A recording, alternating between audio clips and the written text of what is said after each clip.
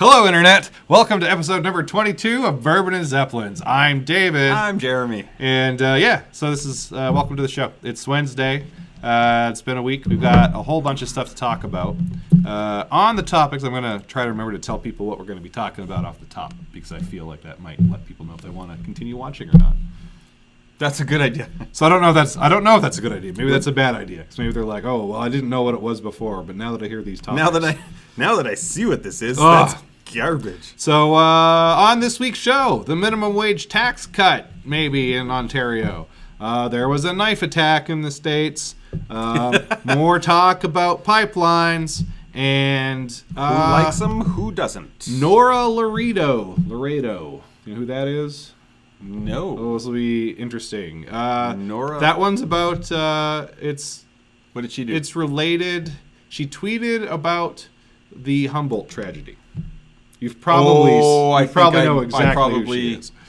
I probably only had to say that for you to know who she was. She tweeted about So already I'm thinking she was the one who tweeted the worst thing about the Humboldt tragedy. Well, I think it's debatable, which is why I put it on the show. Oh. But yeah, she talked about the whiteness and the maleness of the reaction. Yeah. Yeah. What was worse than that? We'll get into it. Okay. So anyways, it's been a week. Jeremy, how have you been? What have you been doing since we last spoke? All right. Here on Facebook. The car is still broken. We're waiting on parts. Right. But it's okay because it's now spring and the motorbike is back out. And it snowed a ton on Monday. It's hard to say it's spring. Although all the snow's gone, so it was snowing Monday, Tuesday, but Wednesday today it became spring. Yeah. All in one day. Yes. And it's warm out. And I rode the bike and I didn't freeze my giblets off. Too badly? No. Not do you bad have at like all. plug-in like battery warmed heated gear? I thought you were going to ask, do you have giblets? Yes, I have them. So, sorry, you have giblets or you have heated gear? No, I don't know what the question is. We're digressing a little bit.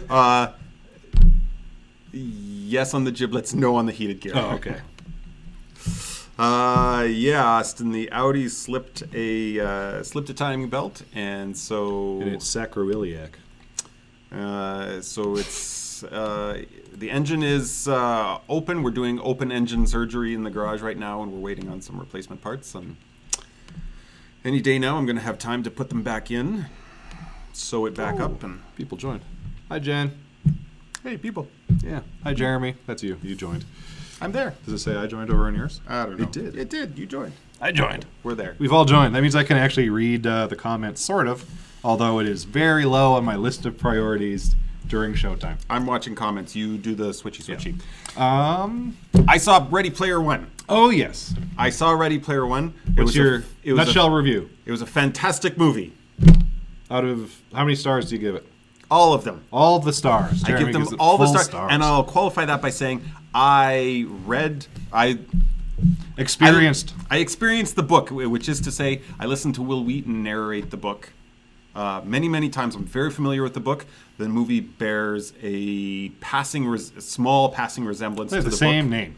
They have the same name, and most of the same characters, although not all of them, and not all of them are the same as what they are in the book at all. Right. See, Jeremy is shocked by this because he's never watched a movie where he's like read the book before. It's true. I don't read, and even this one, I only listen to the audiobook. For those of us who have done this in the past, we know how bad it can be. Harry Potter is sort of like the pinnacle. It's like maybe the best adaptation of books. The Anomaly, where because I've actually read those and seen the movies. Well, I haven't read all the books. I hear it sort of digresses, but there's differences, but they're not major, not too major, right? Yeah, I was surprised as I was watching the movie. I had no idea what was going on. Well, I watched the trailer for that movie, and it does not look good. I'll be honest with you. It just looks like, hey guys, remember stuff from your childhood? Which I get enough of on the internet already, and I don't want to go watch a movie. It feels like it's a game that you like a bad game where you and your buddy just sit there with a piece of paper and a pencil, and you write down everybody that you recognize from your childhood, and then you just see who got more. Which is maybe, I think, the best way to watch that movie. Maybe. It was fun. It was great. It was. No, I'm glad you liked it. It was a fun ride. You like it. Pam liked it. One of my friends from work called it garbage, but you know. Hey, he can be wrong. That's fine. He can. I'm okay He with can that. be wrong. I don't think he's wrong, but I haven't seen the movie, so it's not fair for me to pass judgment on it. Yeah, well, My weekend was a little crazy. It was my mom's birthday on Friday, which I forgot to wish her a happy birthday last week during the show because I assume she watches every week, all the time. Great assumption. Belated happy birthday. Not really belated. I saw you on your birthday. So that was like my Friday. So that was a long Friday night. And then Saturday, got the hair did.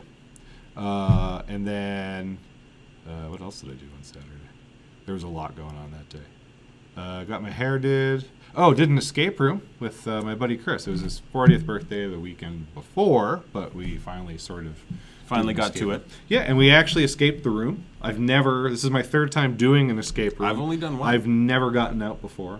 And we got out with 50 seconds, 50. Less than a minute to get out. But we did it. That's like nice and. We got our money's worth. All right. The record in that room was like just under 20 minutes, and we got out in just under 45 because that was the limit. I would be disappointed if I got out in 20 minutes. Yeah. Then I wouldn't think I got my money's worth. That was too easy. Yeah. You get out too fast. You get out too easy. Yeah, it went really well. And then Saturday night, I jammed with my band, which I hadn't done in a long time. Oh, right. This was the quarterly jam session. The quarterly jam session, and it went really well.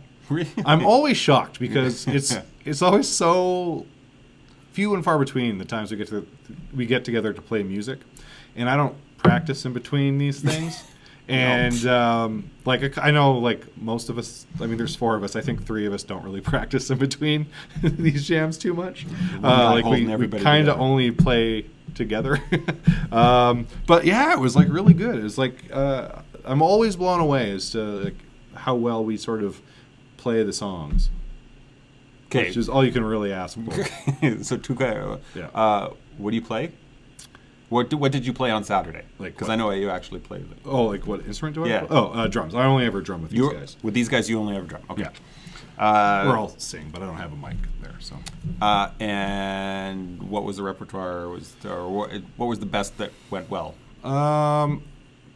We ended with a really weird version of oh God, why can't I think of what it is? It's Aerosmith.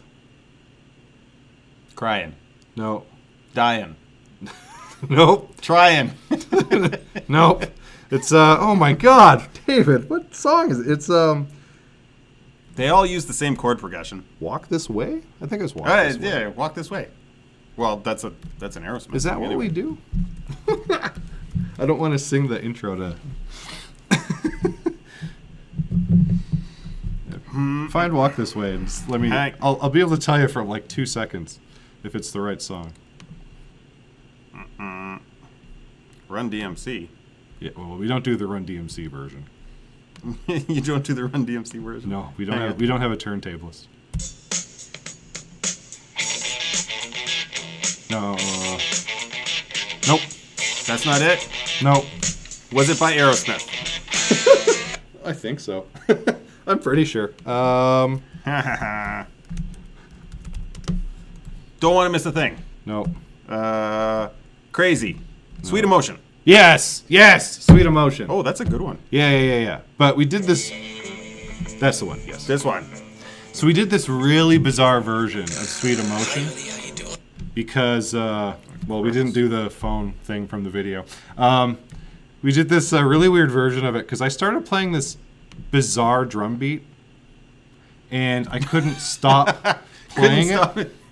So like at the beginning, it's got like the guitar solo or like the guitar is just sort of going by themselves. The drums don't kick in for like 15 bars or something like that. And it just sort of kicks in with like a pretty regular drum beat. But I wasn't doing a pretty regular drum beat. I was just like on the kick. So they would do like the little riff and I would just punctuate it with 2 kicks. So right, and then I was like, oh, this is kind of funky and cool, right? And it was working okay. And then we got into the song proper, and I had every intention of just playing it normal after that. But I just had this stupid thing in my foot, and it just affected the rest of my playing. And I could not play it normally. It was the weirdest drum beat under Sweet Emotion I'd ever heard. But the guys really pulled it together, to their credit. They hung on. Yeah, like Dave, like our lead guitarist, after he was just like, he's like, it was so weird playing that. Like, I really had to concentrate. And I was like, I am so sorry. He's like, no, it's fine. I'm like, yeah, but you shouldn't be working hard because I'm playing the wrong song, you know? But yeah, no, that was like, we did really good on that. We did okay. We did pretty good on a Rolling Stones song. Crazy. Crying.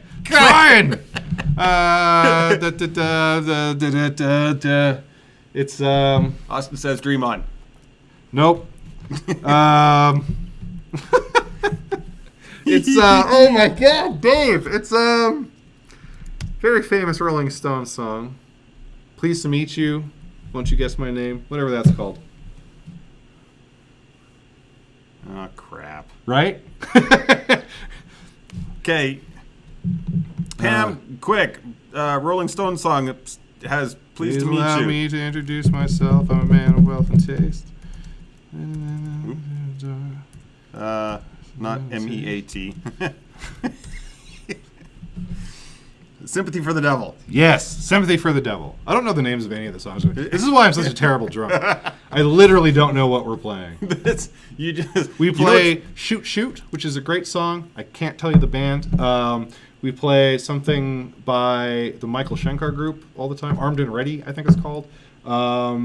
We play... I'm just trying to think of songs I might be able to name. Every now and then we play that Santana song. Not the Rob Thomas one. Oh my God! Yeah, well, I'm like really terrible. Yeah, I just sort of like let them Devil- start playing, and then I. Pam thought it was Devil's Advocate. No, it's actually probably the main song in the movie. I think. No. Yeah. Really? Yeah. I think. I'm not fact checking that one. You know what's really funny is playing a 6/8 beat for a 4/4 song. Yeah. Yeah, as a pianist, we hate it when you do that. Probably. I just play whatever I want. No one stops me. It's true. Drummers are all jerks. We lead the band, so it's up to you guys to follow. That's what I say. Fun times. Yeah, and then I after I jammed. Oh, yeah. I went and played Jammed. poker for 2 hours, and I won money. Did you win? I did. I won $40. Unless the government asks, and I never gambled. Didn't do a thing. Yeah. Nice. Yeah. And Pam was there. She did not win. She wasn't there when I was there, though. But I hear that she did not win. You hear that she showed up at some point. Yeah. Oh, okay. Did and you follow up then- with a Sunday of sorts? Sunday was a little more low key. I didn't go anywhere on Sunday. I ate gummy bears. Oh, I was in Canmore this weekend. Oh, you couldn't remember going to Canmore? Well, I went and met my in-laws there. Oh, that also sounds like the kind of thing you would remember. You'd think. So what do we have today? Today on the show, you want to get into it, huh? I think it would be wise at this point in time. Might as well do that. Let's grab Minimum some wage words. tax cut. Grab some wordy words. I'm going to Here. drop that into the comments. For inquiring minds, this is what we're looking at today. First, now, Doug Ford, I need to open this because income tax. I saw you commented something about this during the week. Yeah. Vows to eliminate provincial income tax for for minimum, minimum wage. wage earners. Right. So, my gut reaction when I read this is that Doug Ford is trying to buy votes from people who normally wouldn't vote for him. That's cynical, Dave. That's just me being a cynic. In my gut. We've totally like switched roles today, haven't we? I feel like I'm like, how is that not? well, it's not as beneficial as say tax cuts. That is a tax cut. How else do you eliminate income tax for someone except you raise the minimum? Or you? Oh, sorry, I didn't mean tax cuts. Sorry, I meant. You're right. It absolutely is a tax cut. My brain walked out of my head there for a minute. If you see me try to name songs, this is where I'm at right now. We should just do a whole evening of naming songs. Oh my God! So no, I was saying it's not as effective as just paying them more, is what I meant. Oh, that's never a good idea. It is a good idea. I'm not saying raising minimum wage. I'm just saying. So they don't even have to work for it. You just give them free money. No. They still have a job. Oh, okay. Right. Well, you said just paying them. No. I said paying them more money. More money. Sorry, I totally. Like you give them raises. Is what I'm saying. How is that not raising minimum wage? Because I don't mean like have a government mandate to do it. Oh. See, this is my theory of why. So a lot of people are always against raising the minimum wage, and one of the big arguments is it's bad for inflation because over time, like as people make more money, the cost of things go up, Everything which just is gets more fair. expensive. And as minimum wage goes up, then this is just the sort of thing that happens. But Right. if you have business owners who value their employees and are like, and they just choose to pay them more money, then those earners get more spending. And we don't see inflation rise as quickly because it's not everyone getting a bump. Not everybody, because the crappy employees don't get increased wages. Right. I'm all for that. Or it's just like like you own you're running a taco shop, and you have someone else running a taco shop, and you're just paying more money generally at your place than at the other taco shop, right? So your employees, generally, if you believe in things like supply and demand, so you attract the better taco makers. You'll get the better taco makers, so you'll make more money because everyone knows you make better tacos, and your staff is happier and they can buy more tacos. Yeah, I'm all for this. Like that's why was it Henry Ford? He paid his factory workers more so they could afford to buy the cars, right? Yeah. This is my memory's not too hazy on that. As long as nobody fact checks us on it. Yeah. That's unless our unless I believe they were Jewish, and then he would not. But that's because Henry Ford was a massive racist. Really huge anti-Semite. Big fan of Hitler, that guy. You can fact check that. I know that's true. Or anti-Semite. Racist. When was he born? When was Henry Ford born? No idea. 1863. And he was Jewish. No, I'm kidding. He was a... No, hang on. What were you going to yell? He was a Democrat. He started as a Republican up until 1918, and after 1918 he turned Democratic to Democrat, which I think aligns with his being a fan of Hitler. You do. The two are synonymous, aren't they? I don't think they are. Depends who you talk to. But I would say no. Yeah. Interesting. The things we're learning now. So all in all, you think this is Doug Ford actually caring about minimum wage earners, or is this Doug Ford caring about getting votes from minimum wage workers? I think it's somewhere in between. I think this is something that he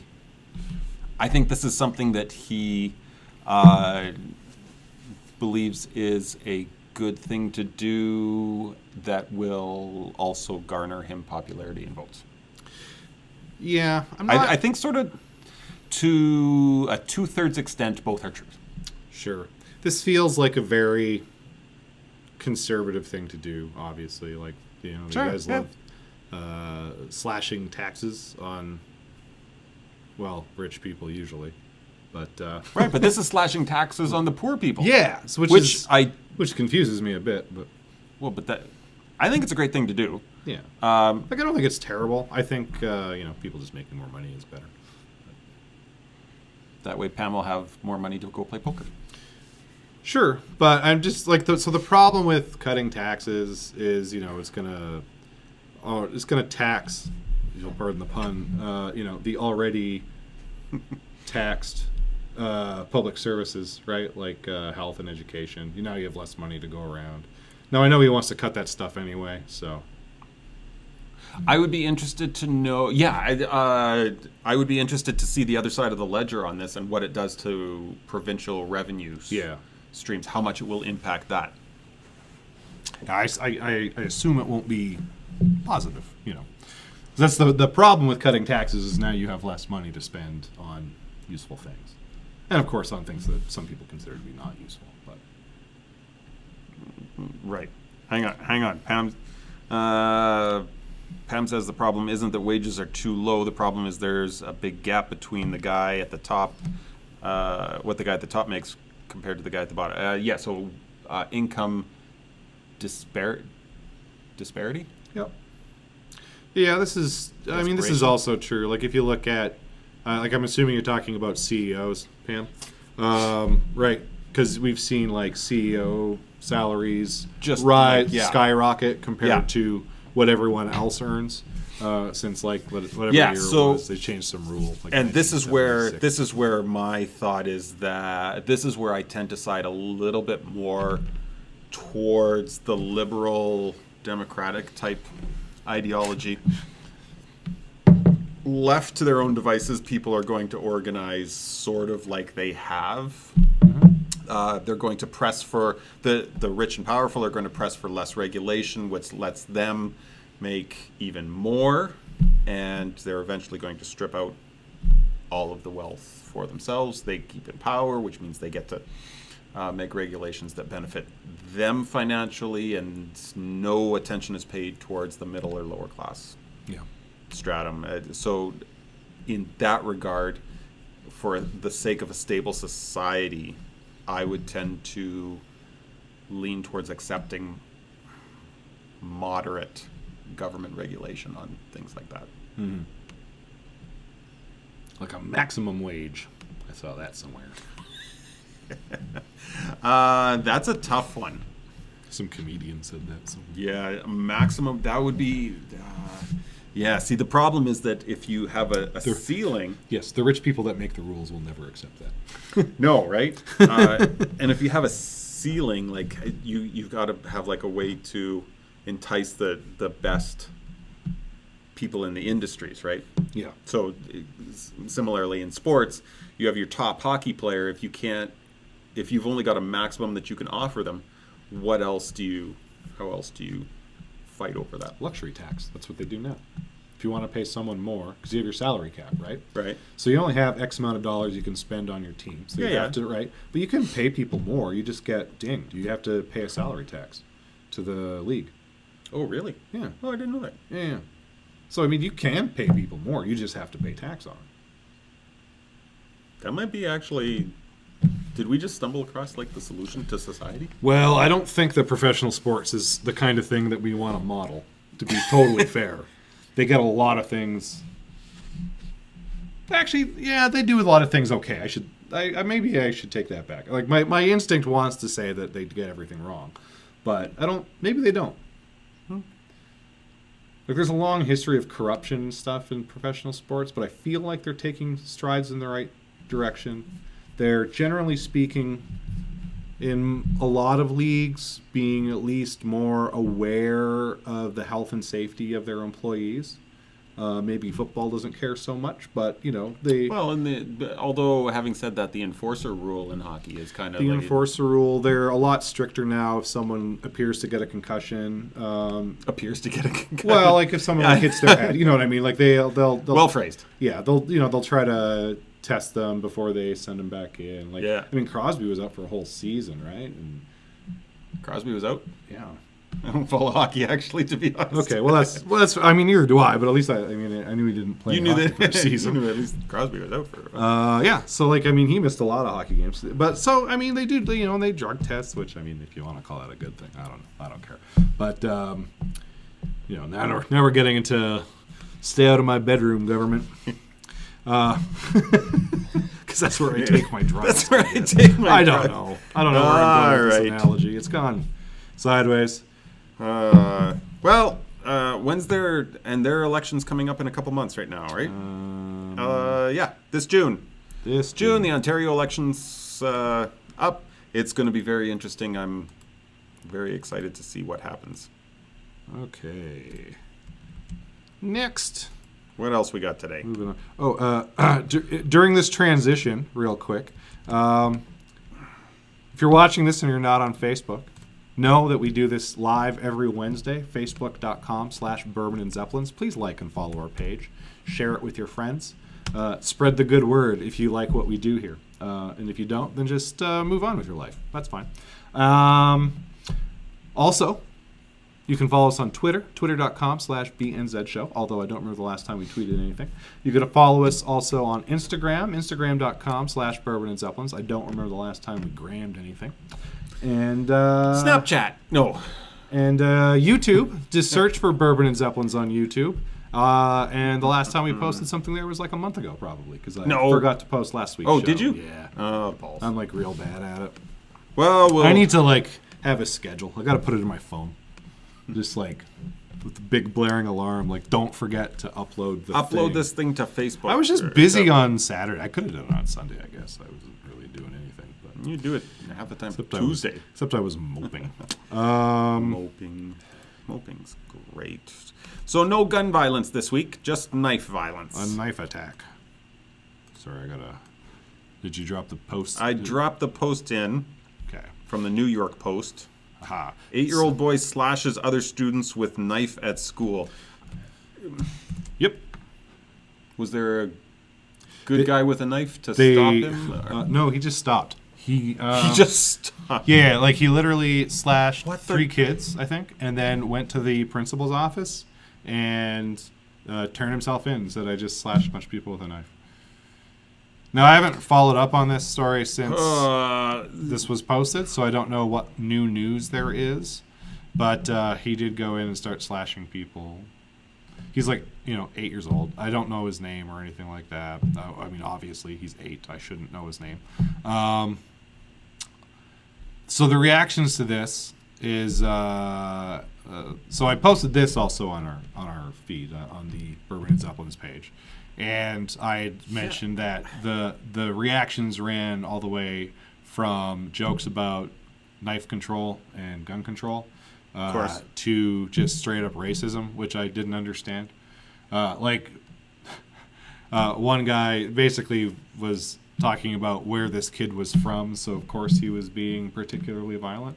I can't find any evidence of where this kid may have been from. There's literally nothing that identifies him other than he's 8 and he goes to school at Pleasant View Elementary School.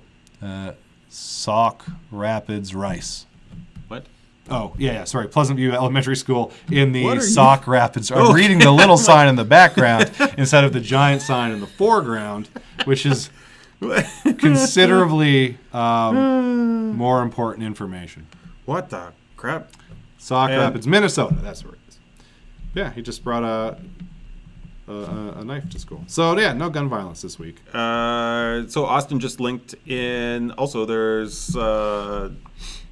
Oh, yeah, the Southgate Center. I did know about this. I totally forgot about it. Yeah, so there was a guy who was... someone was stealing from his store or his kiosk. I actually don't know the real nitty-gritty on this. But he basically tried to stop some guy from stealing from him and then got sent to the hospital, basically, by this dude. And he's still in a coma. Oh, wow. I didn't even know he was in a coma. He's in a coma, apparently. Okay. Who owns the bunches? So the flower shop. Oh, he was stopping someone from stealing from a kiosk. From a kiosk. So the guy who owns the flower shop Right. was stopping... Pretty serious beating. 4 to 6 young men. Yeah. There's a scuffle that ensued and it was severe. This is crazy.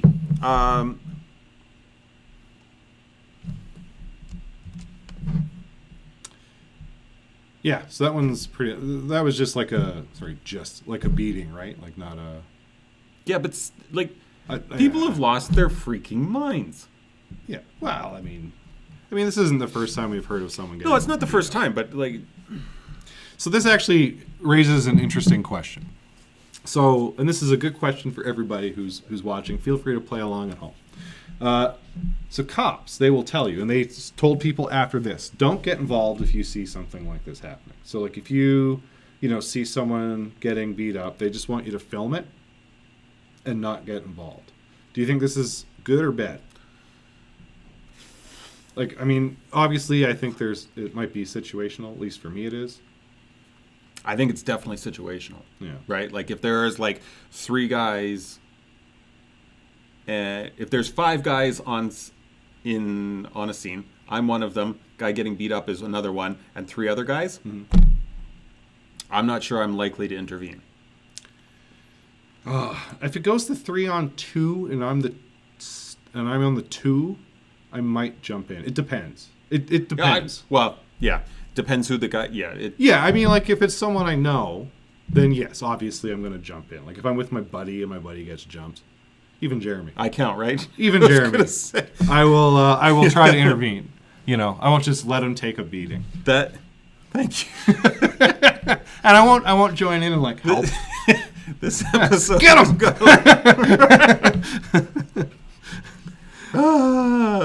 Yeah, that's. But like, let's say you were like walking through the mall. Yeah. And you see this happen. Or you're just like in a store, right? And you see someone steal something, and you let someone know, and then that guy turns around to like punch the security guard or whatever. Do you intervene? They've told you forever, like for years. I've been hearing this from the police. Don't get involved. Don't get involved. I think I have to gauge the situation and see whether I'm going to make a judgment call about whether I'm going to improve the situation or make it worse. Right. Becoming one of the victims, I mean. Well, I mean, maybe you're making it better by sort of distributing the beating. Yeah. I feel like there's enough beating to go around in most cases. It's like a bed of nails. Right? I'm not sure it is. If we're 1,000 nails instead of just one nail. Yeah, but knives can stab lots of people. Oh, sure they can. Yeah. Absolutely they can. So yeah, like I don't know if I see someone getting stabbed, what I would do in that case. And this is all very hypothetical. Like I don't really know what I would do in any of these situations. True. It's all very just head games right now. Like I would love to be able to sit here and be like, I would totally jump in and like save this guy's life. Yeah, I'd have to see how I feel about it. I don't know, man. I mean, if I've just eaten and I don't, feel up to moving quickly, maybe I feel a little sluggish. Mm-hmm. I'm not so nimble. Feeling a little low-key. Little low-key. Pam points out you can call attention to the problem. Like, hey, somebody's getting hurt. Like, absolutely. I'd be shouting loud. And you can shout it. Shouty at the. I feel like not bad. I feel like I would be shouty. We should all carry rocks in our pockets. We can throw rocks at them. Unless they've got guns. Oh, they shouldn't.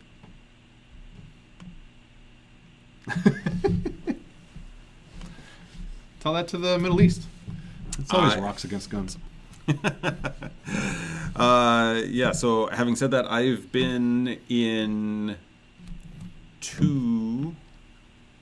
present during 2 bank robberies, and I wasn't going to get involved in either of those. Yeah. I've never been present in a bank robbery. I feel like maybe you're a bank robber.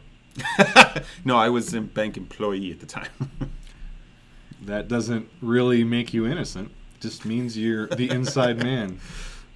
I just listened to... No, because I'm not independently wealthy.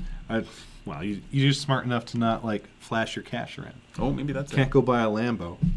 Cops will be on me in a heartbeat. Who's the BMO guy that... I just listened to an interesting podcast about this story that I didn't actually know was true. Because there's a movie, the movie 30 Minutes or Less? Yeah. Where they have like the guy strap on, like one of the guys in the gang straps on a bomb to go rob a bank, essentially. So this is like based on a real story that happened in the 80s, I think. 80s or 90s. Maybe it was the 90s. So a guy walks into a bank and he's got like a bomb around his, like he's got like a thing on his neck and then a bomb hanging from it. And he like robs the bank, and the whole story he was telling them was like, I'm on this, I was delivering a pizza, and I got jumped by these 3 dudes, and they put this bomb on me, and they've given me instructions, and it's like a scavenger hunt, and I have to go find these keys because I need X amount of keys, but I only have so much time. And so the cops, like at some point, like everyone sort of witnessed him sort of like sauntering to his car and like sort of taking his time. Like there's tons of witnesses, right, where people are like, I think this guy's like in on it. And anyway, so when the cops were talking to him, they realized, and he realized, that the bomb is real. And he was never going to get out of that bomb. So his accomplices, this guy he was in on the plan. He legitimately was in on it. He legitimately had a bomb strapped to him that he did not have time to get out of, and he died. It's really crazy. I should find the. What the? Yeah, if you look like bomb, bank robbery, 30 minutes or less. But yeah. The ridge. Yeah. Okay. In the States? Yeah. I don't think that's it. This is about a Frozen song. But yeah, it's a super interesting story. I recommend that you read up on it. I guess I could be like a real nice guy and find the link to the podcast. The unsettling real story that. Hang on. And there's a book, which I know doesn't help Jeremy. Is it an audiobook? It might Does be. Audible carry it? It could. I don't know. Well, then I could. I don't look for audiobooks. Holy moly! Check this out. What? The unsettling real story that inspired 30 minutes or less. I'm just. Yeah. Anyways, yeah. So you can read that. That'll give you This probably might be a much better overview of it than I did. But I feel like I've given you a pretty good gist of it. I've never been witness to a bank robbery. I did witness a samurai sword attack once at a Denny's. At like 4 a.m. when someone was like 3 a.m. Yeah. coming off of some bad trip. No. So me and this is back when I used to work at the movie theater, and so we worked until like 2:30 in the morning on Saturday night. Yeah. So we all went out to Denny's after, and I remember I was sitting. It was the one that's in Mill Woods, and I was sitting in the booth by The Denny's that's in Millwoods. Yes. Yeah. Okay. I'm like the theater's right there. No. Well, it wasn't that theater either, but Oh, okay. but yeah. So it's the Denny's in Mill Woods. Yeah. And so we're sitting in a booth, and I'm on the inside of the booth. That seems like a safe place to be. Yeah, except I'm also closest to the door, right? So there's like the booth, and there's like the little wall, and there's like a little 2-seater booth on the other side, right? And there's like, I think there was 8 of us, so there was like 4 of us on each side. So I had 3 people next to me. And we're sort of sitting there and like eating and talking and whatever, and I sort of hear this commotion over by the door. And I turn around, and these 3 dudes had walked in. One guy has like a samurai sword.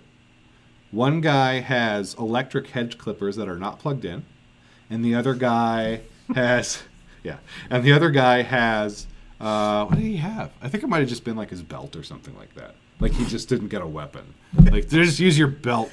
And I'm like, oh, that's weird. And there was some bouncers there from the Windmill at Millbourne Mall. And I guess what had happened was these guys had tried to get in to the Windmill earlier that night, but they didn't have ID because they aren't 18.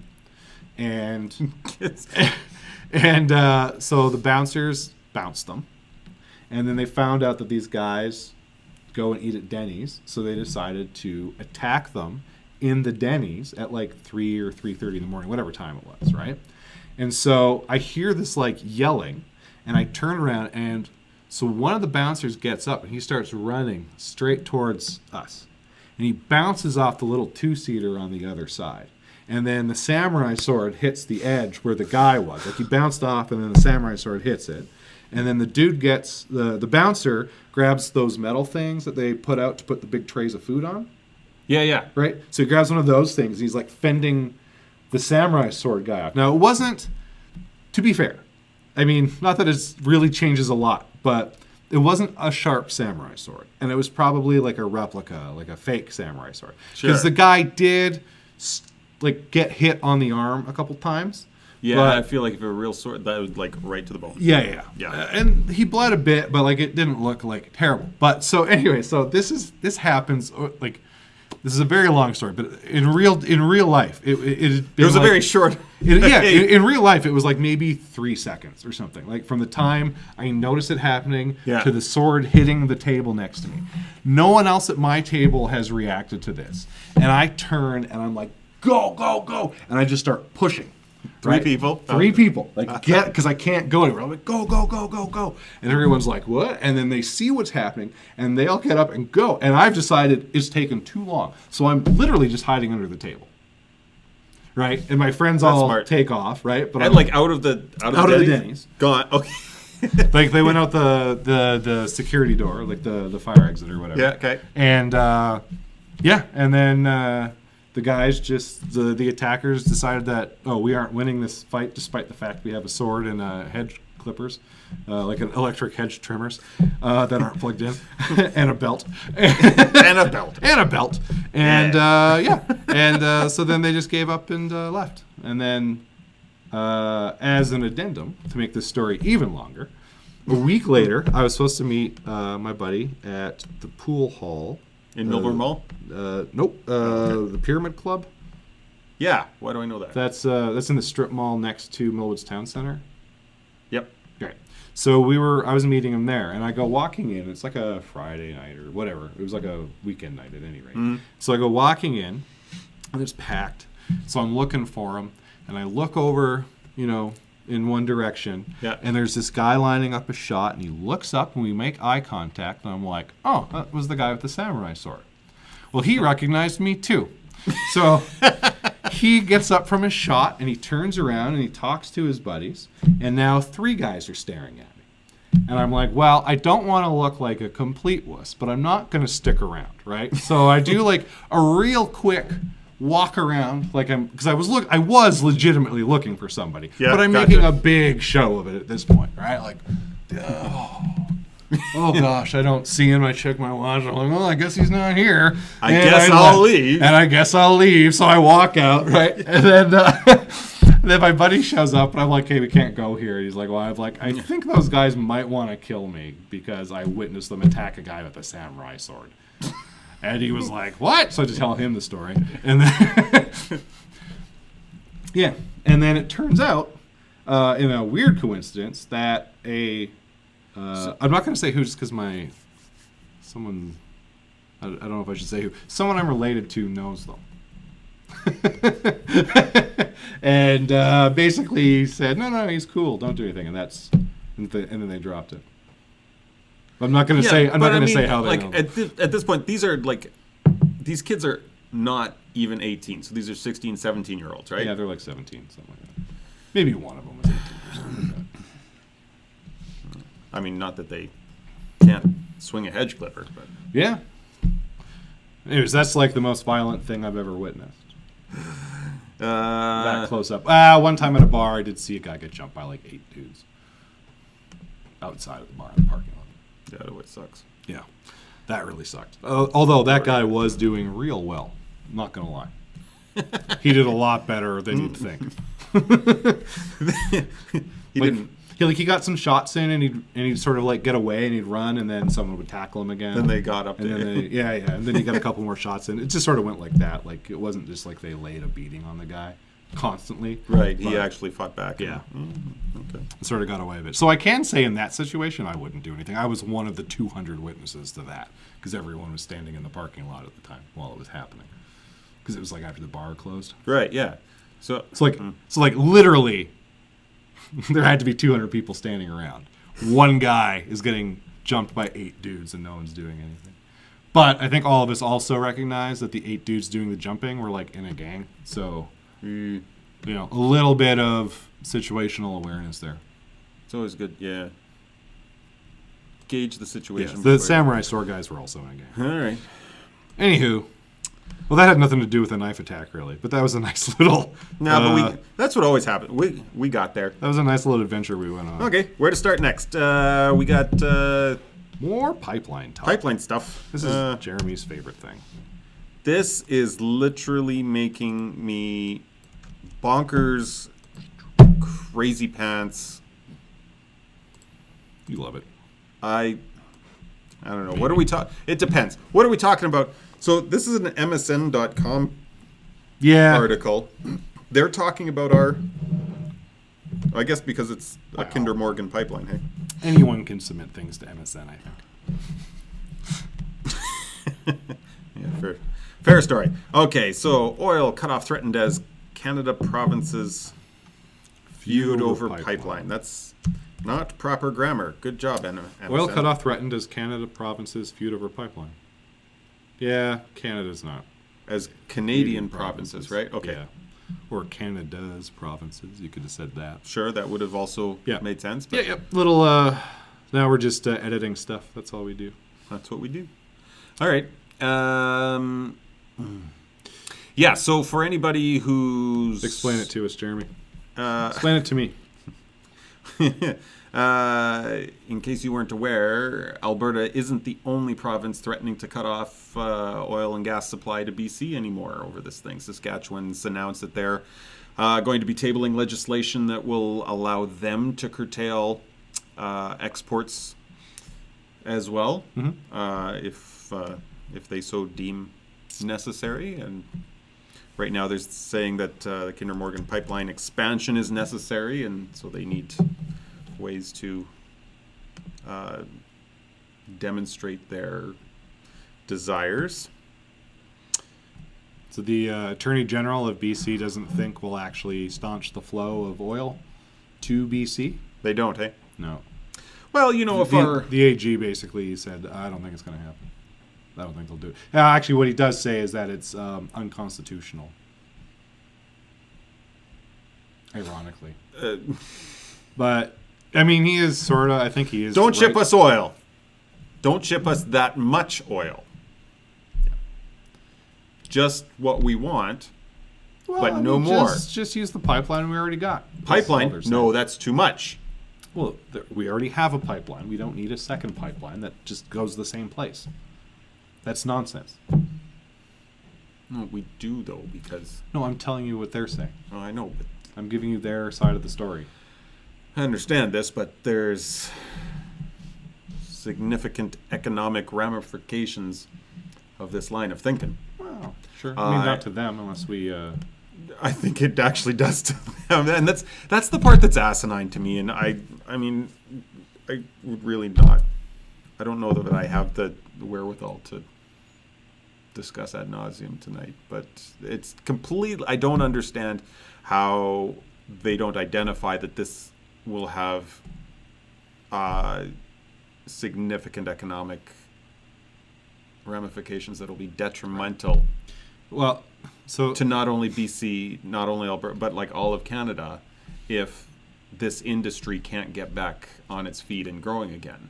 Right. Well, I mean, mean, for the moment. Now, again, agreed. Long term, absolutely. I want us to be on renewable energy. I want us to shift away from a singular source of revenue for our country. Oil and gas should not be the main pillar indefinitely. It is right now. Mm-hmm. So I think it's silly to hamstring that industry at the moment. I think we should build it as strong and as healthy as possible and use the revenues from that to diversify our resources. Do you know how long it would take to build the pipeline? Like, I don't actually, like, I'm legitimately asking. I don't, but there's a end of May deadline.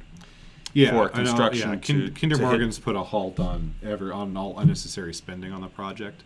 And then, but beyond that, like if we don't have it making positive progress by the end of May, it actually makes it unfeasible, from what I understand. Right. So Kinder Morgan would actually just say no. The other potentially, and immediately sue BC, Canada, and potentially even What's Alberta. the turn? Like, do you? I mean, I don't know. I can make I don't know. stuff up. I don't know that I expect Ask you me. to know. I can this, make stuff but I'll up. ask you anyway. Yeah. What do you think the projected timeline is to start seeing profits on a pipeline, on this pipeline?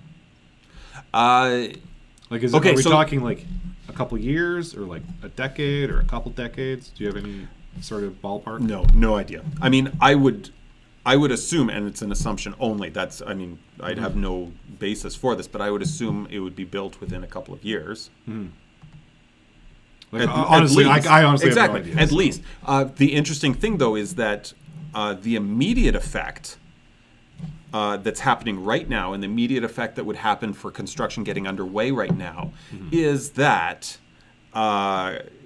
investor confidence would go back up. Right now, Petronas is working on an LNG project in BC. It's rumored to be like 70 some odd billion. I feel like this might be one of those things where I better get a good number.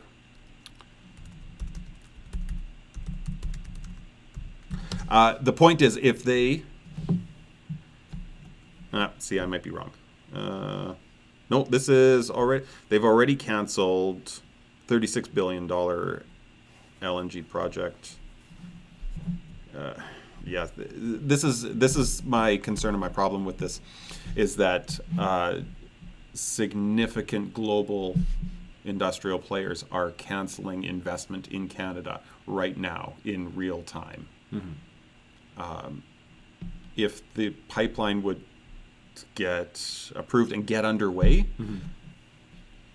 some of that would turn around at least. It would start to reinstill confidence in investing into Canada's economy, and that would have very immediate effects this month. Even so, anyway, that's All right. Good. I don't like talking about oil pipelines either, because I literally don't know what I'm talking about, like, at all. Yeah, I mean, I work now with, one of my jobs is working with an oilfield services company now. So, like, I mean, I have a vested interest in things going well. But by extension, I think we all have interest in our economy continuing to grow. I mean, people are saying, yeah, Alberta's economy grew by 4% this year. Yeah, but we were suppressed. Like, we fell 50%. We fell, that's a made up number. We fell a ton of percentages. So 4%, yeah, it's good growth, but we're still nowhere near par where we need to be for a healthy economy. So anyway, who's this Nora chick? All right, next topic. This is going to be the big one, I think. That's our segue. That's as good as a segue as we're going to get right now. Nora Laredo. Laredo. Doesn't Dodge make that? Dodge Laredo? Is that Dodge? Sounds like a Dodge Laredo. Yeah. So, for those of you who live in Canada, so this is actually an interesting source I found, I will admit. It is a very left-leaning. Briar Patch Magazine? Yeah, I've never heard of them before. And so I found this because the article it felt a little more balanced than a lot of the stuff I've been seeing that was just coming from like a right-wing hate machine. So if you don't know who Nora Laredo is... Yeah, where does she work, first of all? Nowhere. She is freelance. Where did she work? Well, nowhere. She's a freelancer. She's a freelance journalist who's had work published in a variety of magazines. Oh, okay. Okay. Did you want me to say McLean's? No, Oh, okay. Well, because McLean's was catching a lot of flack for it, and they actually had to put out a statement where they were like, she didn't actually work for us. Guys. She was just freelancer. Yeah. Oh, okay. Yeah, like she's literally that's her job. Yeah, she's a freelancer. I was just wondering if there's context. Anyways, so I'm sure if you're Canadian or I guess maybe an international hockey fan, you are familiar with the tragedy that took place a couple weeks ago in Humboldt, Saskatchewan, or not in where was it? It wasn't technically in Humboldt, but it was on the road. It was on a highway. It involved the Humboldt Broncos. So there was a young junior hockey team who their bus was hit by a semi, and 16 people have died. A number of them being young hockey players. And Canada had a reaction to this that sort of blew my mind, to be honest with you. In its scope or in its tenor? In its scope. Like, I mean, it's... We'll get into the... Sorry, I shouldn't have said that just then. But basically, so Canada was upset about it. And someone was tweeting, this Nora Laredo lady, and she tweeted a whole bunch of things. And one of the things she tweeted, I'll read it, I'll quote it to you. "I'm not trying to get cynical about what is a totally devastating tragedy, but the maleness, the youthfulness, and the whiteness of the victims are, of course, playing a significant role." So she's speaking, of course, to this accident, to this tragedy. The young white males Right. who died. And so I started seeing this go around on Facebook a lot, where people just have this tweet and a bunch of outrage about it. And she's getting a lot of hate from people online. And generally speaking, from a lot of sides, but it feels like the driving force was sort of from the right, like an alt-right sort of hate machine, outrage machine, I'll say. But is there a left position that's outraged with this as well? Yes, I think that everybody, for the most part, is outraged with this comment. I think it. Okay, so generally, universally, it's viewed as maybe in poor taste or unacceptable. Generally, a lot of people don't think that it was the right thing to tweet. Now, one thing to keep in mind is a lot of people tweet a lot of things all the time, and this is one of like 100 things she tweeted about this, but this is the one that people pluck, right? I don't, and legitimately, I don't care what else she's tweeted. I don't care. All of the condolences, all of this doesn't have a place. Well, okay. Is what she's saying wrong? I'll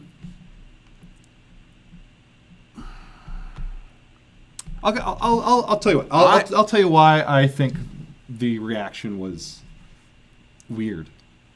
Would that? Do you want me to give you some time? I think the statement is wrong. Okay. Why?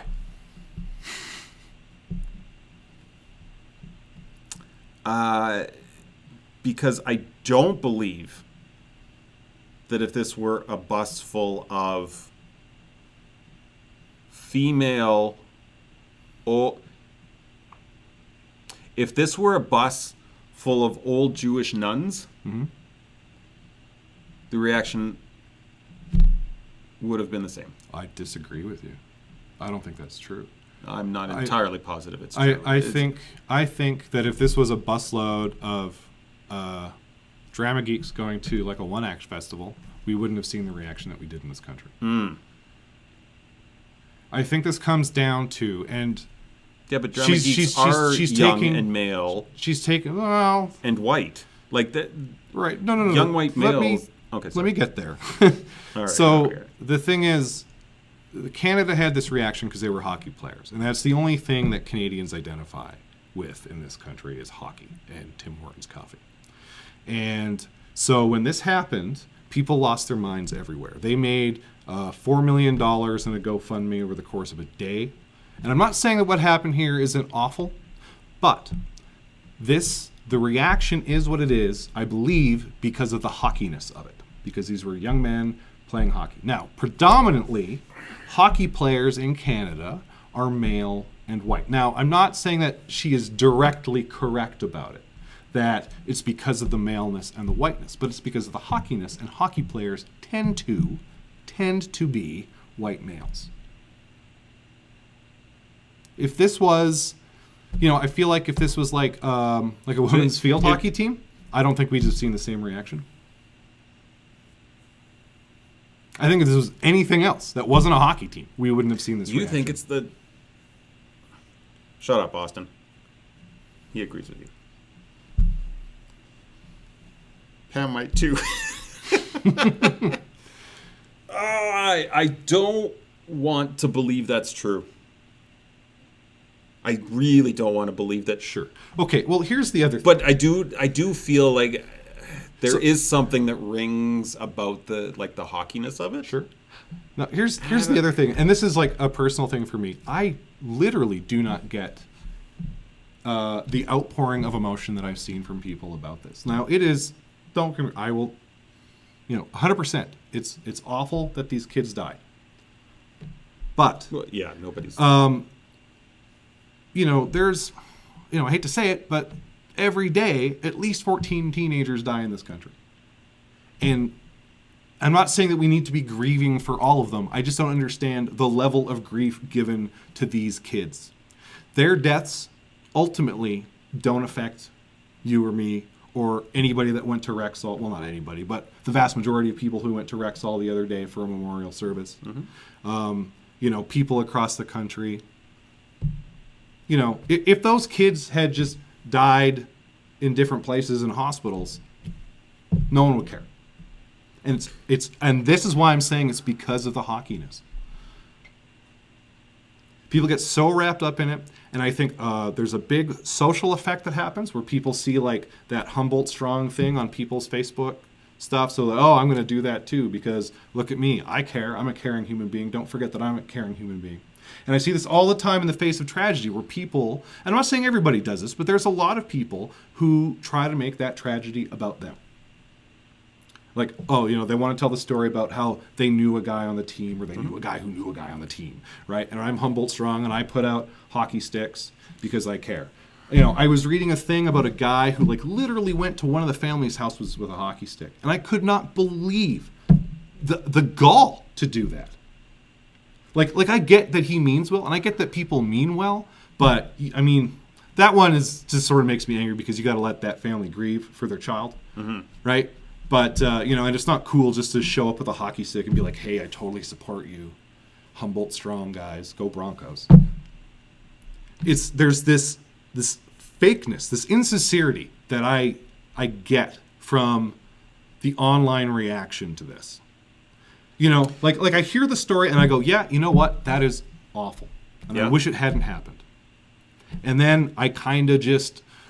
maybe I'm the one who's way out of touch here. Maybe I'm on a spectrum and I just don't get this emotion. But I just moved on with my life.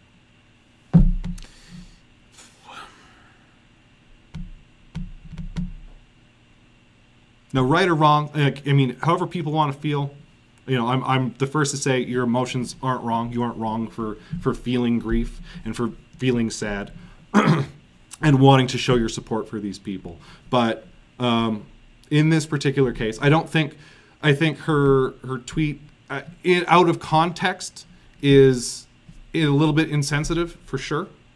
But I don't think it is deserving of the level of vitriol and hatred it's been getting from people online. I absolutely don't. Because people are blaming her for playing identity politics. And the people who are losing their minds about her are really the ones who are playing politics here.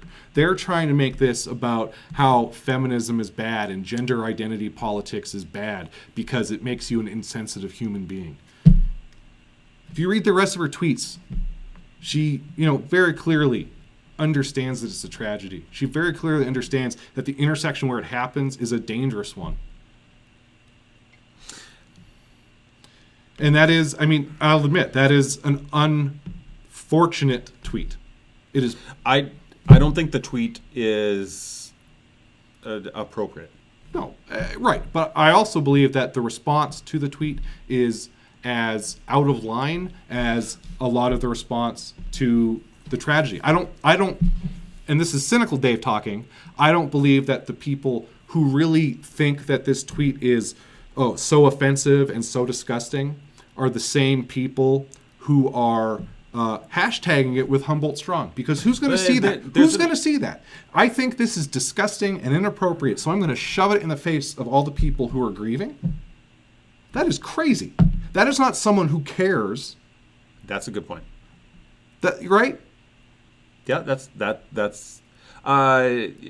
yes. Now, having said that, understand too that the people that are grieving right now see this, go ape about it, and start railing against this, effectively shoving it into the face of people who are grieving. Those people who are truly grieving and reacting like that, they're not in a rational state of mind. Sure. Like when you're grieving, you're not thinking rationally. So you're going to react in a whole spectrum of emotions, and often do more damage in your reaction as well. Sure. So I think there are definitely people that fit within that description that you just gave. I think there are also people who are very sincere and going to rail against this and be really upset with it. Inadvertently do more damage by railing against it and cause more hurt by railing against it. And then I also think there are people, I forgot what the third type of person is.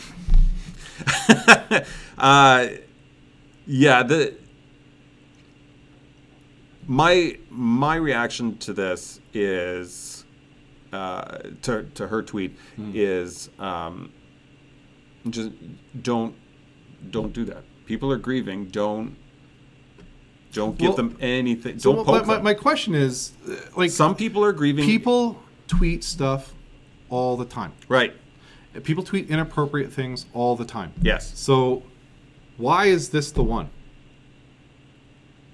What else was inappropriately tweeted about this tragedy? I don't know. I can't imagine this was the only thing. I really can't. I don't know. I think this got pulled up and got made a big deal of. Is context important? I don't, because around this, like I say, like before this and after this, I'm and noticing a whole bunch of stuff. The very next tweet on the feed, which you haven't put up here, by the way. No, that's true. I didn't. The other tweet that I'm seeing here is, I don't want less for the families and survivors of this tragedy. I want justice and more for so many other grieving parents and communities. That's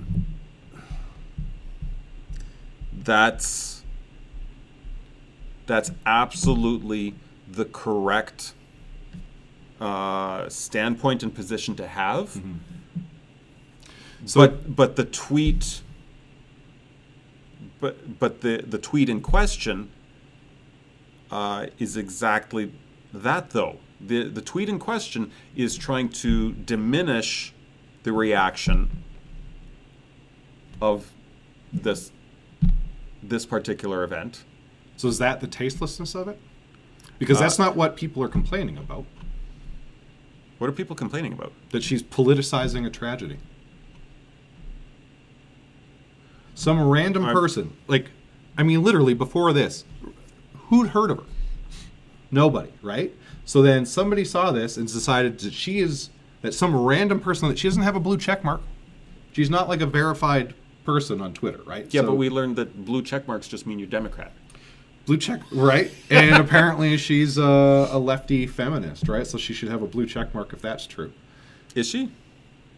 Apparently, that's what the internet's complaining about. Oh yeah, they're complaining about her feminism and her. No, she's not. She doesn't have a blue check. I don't.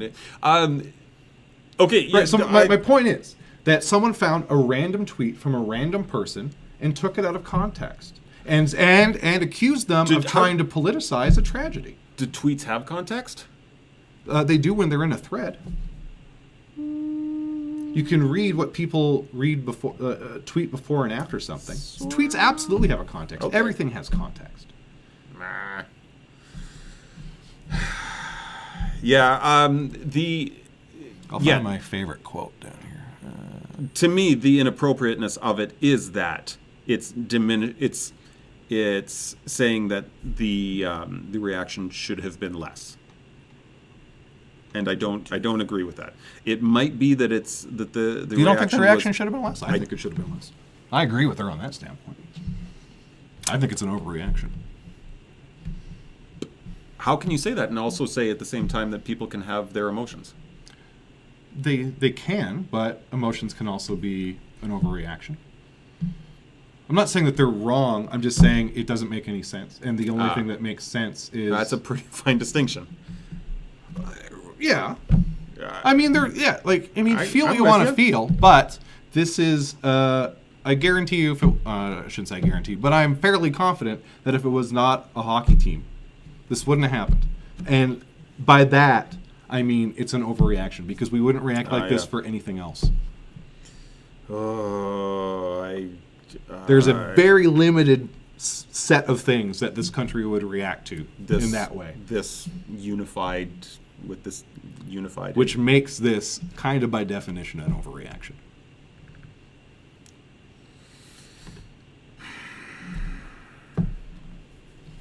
Anyways, I gotta find that. Where is it? There's a lot of like really awful things that people. This one. So Patrick Ross. Let's all just take a big step back here, so you can go fuck yourself in the face. You're brimming with empathy and grief. And then Patrick Ross. You sure thought you could stack 15 people's caskets, then use them as your soapbox. Get abducted. Hashtag we are all Broncos. So that's actually one of the tamer things that has been tweeted at her, as you might imagine. But this is the kind of reaction I'm sort of talking about. This is what people are. A lot of what people are complaining about is this: that she's politically motivated in gender identity, and that's what she's turning this tragedy into with one tweet. I would say if she had a whole series of tweets decrying their whiteness and their maleness, then maybe we've got something to go on here. One tweet out of a bunch about Humboldt. So is the reaction to her tweet an overreaction? I think so. Is there anything that's not an overreaction this week? I think everything's an overreaction every week. But and maybe that's the point of the show. Yeah, like everything's an politics. So everything has become political. This is a problem that I think that we're identifying. Everything is becoming political, and that's the point of and politics are becoming more and more extreme all the time. Like people want you to hold a position on either end of the spectrum, and you're not allowed to be anywhere in between. Both ends of the spectrum hate centrists.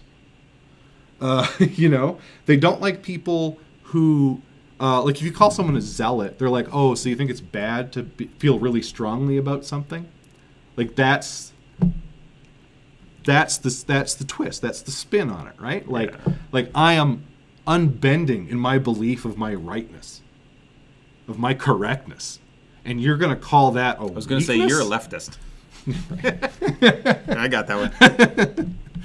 I'm the rightist. Right. But I'm just saying, like that's where politics is going. Right, and everything has become political. It's true, and so we need to swing for the middle. So yeah. So anyway, sorry, that was my whole rant on that. It's I actually wasn't even going to talk about it. You got into that one. I did. I was very upset about it. It's okay. The whole. It's okay. You feel your feelings. Yeah, like my feelings aren't wrong. Your feelings might be wrong. My opinion. I'm not. But my feelings aren't wrong. Oh, we don't have time for that today. All righty. Also, no, I'm not going to get it. Also, not now. So, I was going to point out a little bit of irony in there. Which one? The irony of. I got sucked in. No, I'm not going to do it. Well, you can't tease like that. The irony of. So a lot of this stuff, in this article that you did post it in the comments, right? I think so. Briar Patch one? In this article, they do talk a lot about. Yeah, I did. Okay. So she can sort of see the traffic, like where people are coming to her Twitter account from, and a lot of it's coming from a lot of right-wing blogs and online communities and stuff like that. And so the right, especially the alt-right, they generally speaking. Position themselves as being grand supporters of freedom of speech. Right? That's the irony that we're talking. Right. So that's the irony, is that they're like, you shouldn't be talking. They're trying to get her fired from her job, which you can't because she's a freelance journalist. But they have been, sending messages to a variety of publications. And that's, to be fair, that's their right to do that. If they want to do that, I don't care. But you can't complain about it when it happens to your side. And so I guess probably I need to expand on my position a little bit in that I think the tweet was... I think it was wrong for her to tweet it, but she does have the right to tweet it. Yeah. She does. She has the right to say that. I don't think it was maybe smart for her to do it, and I don't agree with her having done it. Okay, that's fair. All right. I have my feelings too.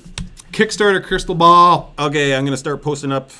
So it's time for the time of the show where we look at Kickstarter projects and This is gonna go by fast. Rate them as to whether or not we like them. We have feelings about these things. Right, We feel them very strongly. One more time, if you're watching the show and you're not on Facebook, we do this live every Wednesday at 8 p.m. Mountain, facebook.com/Bourbon and Zeppelins. You can also follow us, instagram.com/Bourbon and Zeppelins.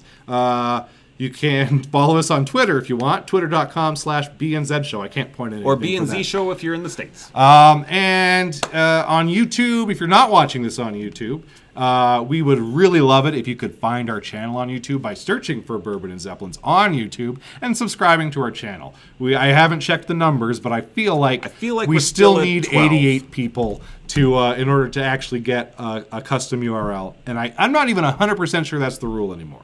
But let's just try to get to, we're at 12. Let's try to get to 20. Let's try to get to 20 people, We're gonna 20 have- subscribers. 20 is our... Yeah. So if you like this video on Facebook, please Hey, we got 13! share it. Oh, sweet. We're only 7 away from 20. Yeah. So we'll do this. We'll do this in little bite-sized All right. goals. So yeah, if you're watching this on Facebook, please share this video, like this video. Let your friends know that they should follow us on Facebook and on YouTube. That would be really cool. We would really appreciate it. Understand that, we're probably going to do it even if no one watches, but we actually had some pretty good numbers on us. Like, I think we had like a peak of like 5 or 6 people at one point. I don't care. I just like talking. We would do this anyway, to be fair. And, legitimately, we should probably, yeah. And we aren't monetizing, but maybe one day. Kickstarter, Crystal Ball. So we looked at Pardon me. Sons of Ammo. Hey, that one's done. It is done. It did not make it. Did we think they were going to make it? I don't know. One sec. I don't think I thought they were going to make it. Oh, hold on. This one's way up. Yeah, I thought you said this was going to go fast. Yep. Well, it would if I was more prepared. We both said no. This would all go faster if we were prepared. This show would be like an hour if we were prepared. True. So we both said no on that. Excellent. We were both right. Next one, Tech-Clo. Okay, just a sec. This Oh, is hold on. the... Am I on the right camera even? I don't think I am. Let's double check that real quick. I'll just switch over. No, you're not on the right camera. I will be in a second. Which brings us to, if you would like to produce our show and help us actually make these transitions properly, drop us a line, either to Jeremy or to David or to Okay. Bourbon and Zeppelins. We're at Tech-Clo, the litter box. The automated German litter box. And while I usually like most things that are German, this was garbage. Well, they've made money since the last time we checked them, or since Yeah, the but- last time I actually recorded the money.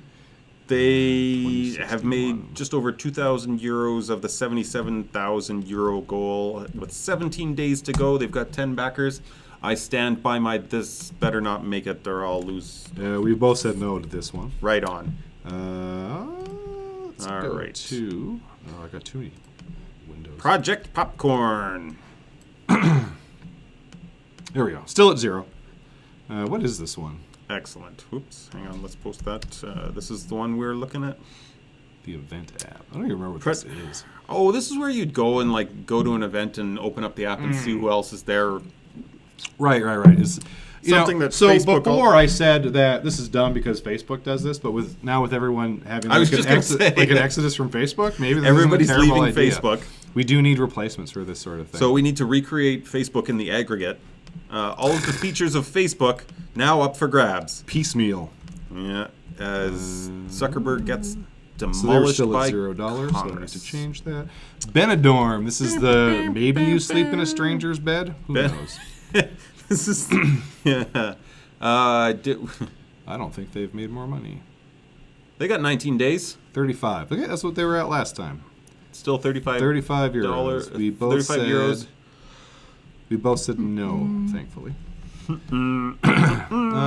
that brings us to the money taco. Money taco, I think. Is that right? Oh, it is right.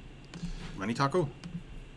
Money taco. Money taco. Money tacos. The appliance that tells you If you visually have money. how much money is in your bank account, so you can. It helps you visually run a budget. This was.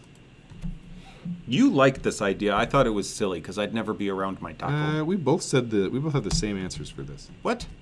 We both said it should be on here, and we both said it won't get kickstarted. Okay, I can stand by that because I do think this is like a neat Yeah. idea still to have this appliance around somewhere and have it visually tell you what percentage of your budget you have in your bank account. Hey, the voyage. Reminding you not to spend money. Oh yeah, this stupid chair. I thought you liked this. I don't know why I have that in my head. Oh, wow, they are doing well. Gangbusters. 12787. Oh my gosh.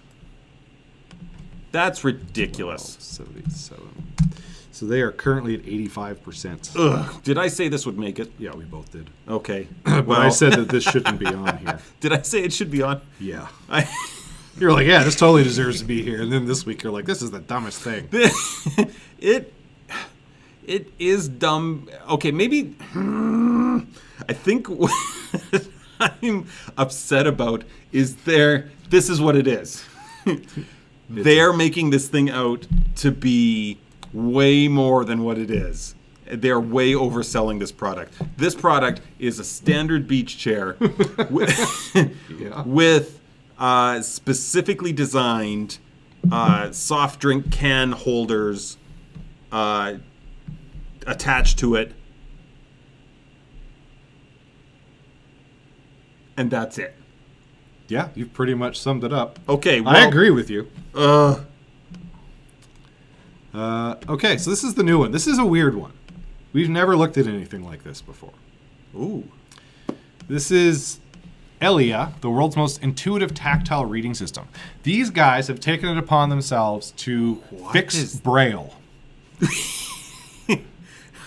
I've often thought Braille was broken. Well, apparently, and I did not know this. This is like, you guys should read this if you drop this in the thing. Pam's going through all of the features of the chair. Yeah. The secret pocket and the real wood handles. Those already exist, Pam.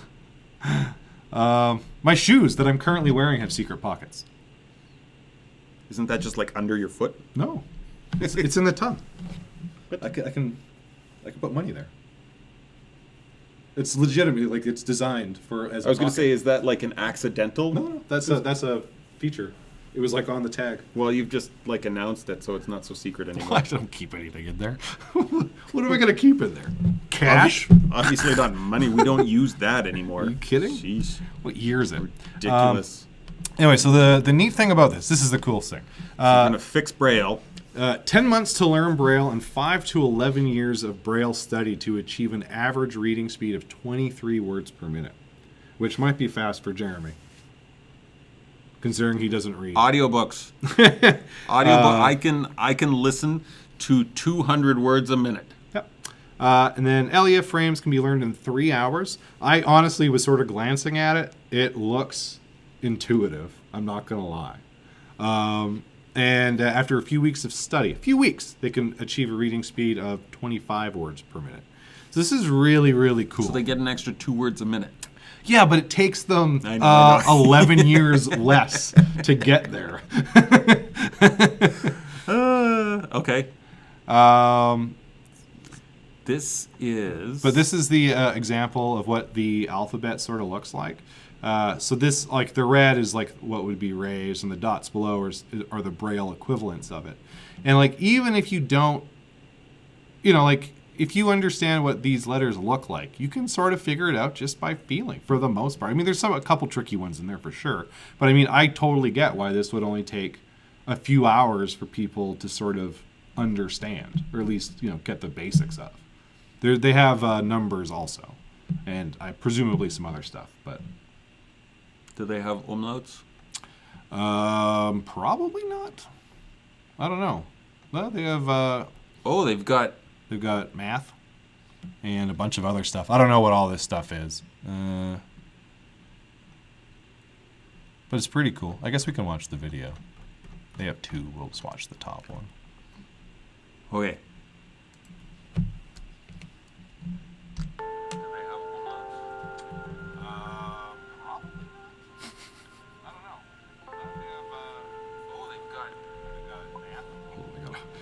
I need to mute something real quick.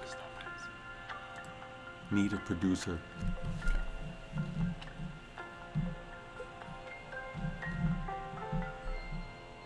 It's good music. Hello, my name is Andrew Chapatis. I'm with This is a Elliot long Life video. Technology. We create assistive products for people who are blind or have a visual impairment. My grandmother started to lose her vision due to macular degeneration. When she found out that she would lose her vision, she decided to learn Braille. But she couldn't. She could finish a New York Times crossword puzzle, but she couldn't learn Braille. And we found out that she wasn't alone, that 99% of people who have a visual impairment can't read Braille. So Elia Frames is a standard alphabet font customized for tactile reading. And because it's a standard alphabet font, it can be shared between the sighted and people who have a visual impairment. Elia Frames is based on the Roman alphabet. We use the major characteristics of each letter and enclose them in a frame. So it's building on a reader's existing knowledge. The frame tells a person where one letter ends and the next letter begins. It enables them to systematically explore each letter with the same finger movement. And it also tells them where that letter is in the alphabet.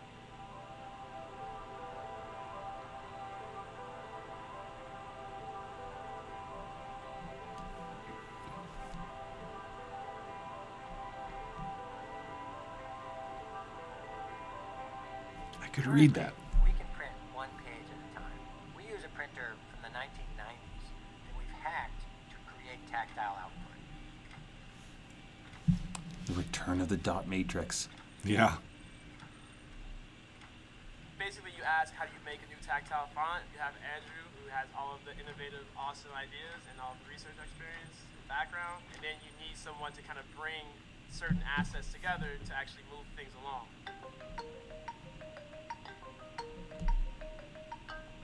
The printing process is essentially me and a piece of hardware called the Tektronix Phaser. It's an outdated printer that has definitely been hacked to provide us the tactile output that we need and as efficient as it can give us. That efficiency is one page about every 30 seconds. It breaks down, it needs troubleshooting. When it works, and it has been useful for the pilot program, but there's a better and a more efficient way.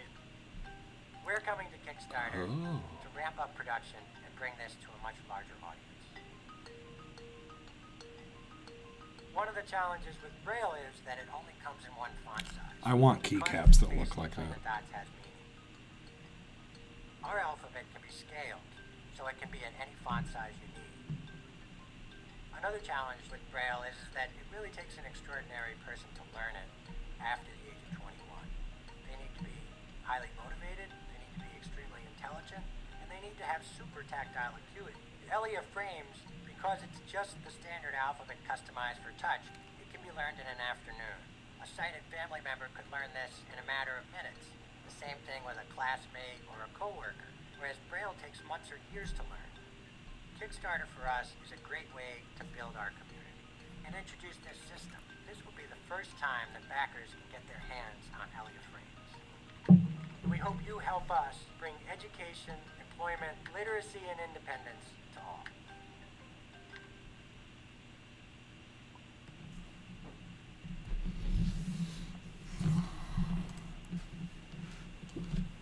That's brilliant. So I think this is The greatest project ever. this. Yes, I agree. I think this is the best project we've ever seen on Kickstarter.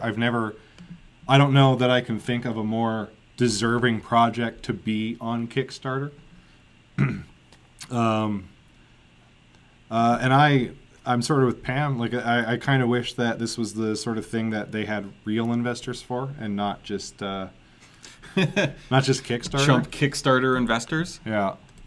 Okay, so Let's take a look at what they're asking for real quick, now that we have an overview. So they're looking for $25,000 in a month, 31 days. they'll get it. I think so. They'll get it. They'll blow this So up. for $25, you get the Elia Frames keyboard. For Apple keyboards. I don't have Apple keyboards. I Lame. do. You should get that. $35, you get a poster. I bet you it's a pretty boss poster. Oh, limited. Only 482 posters left. For the early bird posters. $50 for a regular price poster. $100 gets you the starter kit. Instruction manual, reading exercises, labels for common items in a household. Donate this reward. We will place it with an organization for the blind. Wow, that's really cool. Where it will be used over and over again. The European version of it. What's the European? It just ships to the European Union. Oh. This one ships to anywhere. I don't really know. I don't know what the difference is. Maybe it just goes to like a European Union-based organization for the blind or something. Okay. I don't know. Classroom kit for $200. You get 10 classroom kits to explore learning and reading speeds with Elia frames. $200. Buy a starter kit. Donate one. $1,000 gets you steel plates. There's only 4 of those, so that's pretty And cool. someone's actually already Somebody's got one already. No kidding. $2,000 gets you a hands-on workshop. With the CEO. Yeah, only in New York City. Sorry, everyone else. The Elia Studio Tour. So you're going to have to go to New York. $2,000 gets you a studio tour. There's 3 of those. That is really cool. Really, really cool. Okay, so does it say anywhere? 7096. Sorry, I have to update. Okay, so these guys, yes, this is absolutely the type of thing that should be on Kickstarter, and yeah, they'll make it. Yeah, I agree with you. They'll absolutely make this. This is brilliant. 100% they'll make it. This is awesome. So they're at 28% already. Day one. It's so heartwarming to see a project like Which is, a worse percentage than the Voyage chair had. But that's horrible. But it's more money. Voyage chair's just asking for less. Okay. Sorry, I was sort of like looking at the actual the absolute values after I looked at the percentage, and I was like, oh, okay, I get it. Yeah. So what do they? Okay, what do they want? Where are we going on this? I don't know.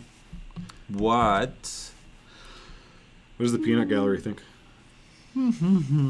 I already told you. No. Pam likes it. Austin's asking the cynical questions, the good questions. Have they gotten any input from the blind community about whether or not Braille needs fixing? Mind your own business. I don't know if, obviously I don't the think guy speaks about his grandmother and the problems she had. And, it's clearly, it sounds like a very difficult thing to learn. Interesting. So did you see the timeline? No. The 87. Yeah. Initial design was done in 1987. Wow. So I suppose that's when he had the first idea and like. Sure. I'll scroll down. So everybody else can see it. Yeah. And then I'll switch the camera. So then, 11 years later, 1998, initial Elia frames computer font created and lab testing. So computer font. And 1997, so the year before, Andrew takes over. It's a weird timeline. Did they go back in time? They did. Maybe they have a time machine. Maybe they should be kickstarting that. I wouldn't share that if I was. Maybe they have a DeLorean. 2000, the company was founded. First round of capital. Okay, so they've already raised capital for this.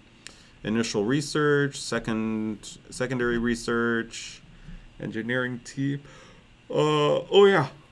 Excuse me. So they're looking at touch printer. Second round of capital. They've got grants. Printer commercialization in fall. And there's the rewards at a glance. So, yeah, this has been like a 20-year thing. 21 years to date.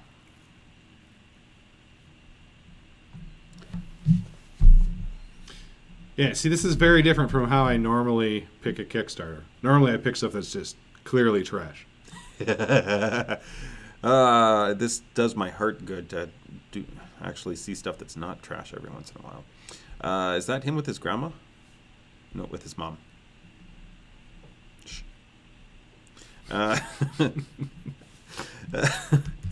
So what are their risks, and what are they looking to produce with this money? They're looking to produce They're trying to commercialize the printer. So it printer. looks like they're trying to make it so people can have a printer in their house so they can print their So own. okay, so stuff. that's are they patenting it?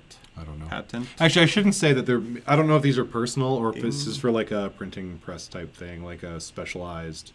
We print books in this tactile font. Because looking at this, I'm like, okay, so they're like they've shown you what the keyboard is. They've shown you what all the characters are. Mm-hmm. What's to stop somebody else from? I suppose nothing, but Just- it sounds like it's more of a technical challenge at this point than anything else. For the printer specifically. Yeah. Yeah. Interesting. But, I mean, if you're kickstarting, you aren't like a real investor anyway. You're just buying. Hey. Oh. You know what I mean, right? Like, it doesn't matter, kind of, if their IP gets stolen. Well. Like, Yeah. from the perspective of. Yeah, and nobody else can patent it now because it's been released openly to the market. So. Also true.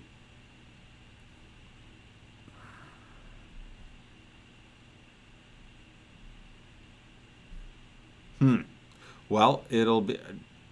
So. Do they actually say exactly what they're using the money for? I don't know. Why Kickstarter? Okay, this is. Why Kickstarter? Funding support will help us streamline and mass reduce our printing Right. technology. Okay, so it is. They From are. there, we will begin printing books in the Elia Frames font to be distributed to libraries and institutions across the U.S. See, I feel like they don't have a solid business plan here. Like, Well, I mean, I also look at it, and I don't think they're trying to make money. well, Like, I don't think this is necessarily a profit-driven venture for them. they're going to be successful there Yeah. in not making money. Well, I'm just saying, right? Like, I just don't think that's their motivating factor. Like, if you've been doing this for 20 years to try to make it easier for people with visual impairment to read something, you aren't doing it. You know, he's doing it because he's passionate about it.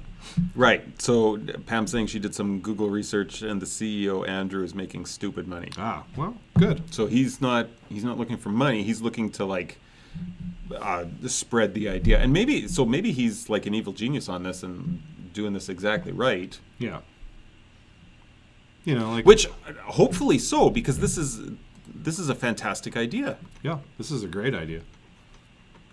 Like, I know it's funnier when they're terrible ideas, but I do like the terrible ideas. yeah. But this is like a really cool thing that I think people deserve to know about, or this deserves to be known about at the very least. But like, classroom kits would be cool. They have one person who bought the classroom kit, which is neat. Yeah, that's 3 like- people did the buy one donate one. One person bought a steel plate, which is really cool. Like, there's a lot of really neat stuff here. Like, I like the rewards are good because people get stuff, but they can also just donate stuff to a good cause. Yeah. You know, this is like the most wholesome thing I've ever seen on Kickstarter.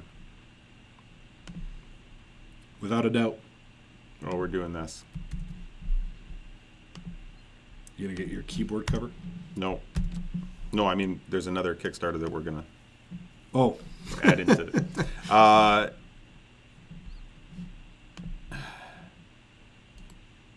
like he makes tons of money like he's a forger? Bloomberg Research. Dun, dun, dun. I don't know what I'm looking at.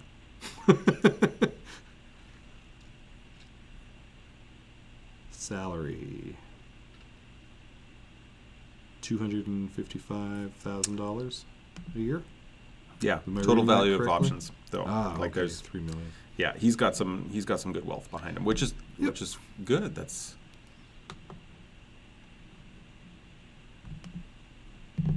yeah, we got your meaning there, Pam. All right,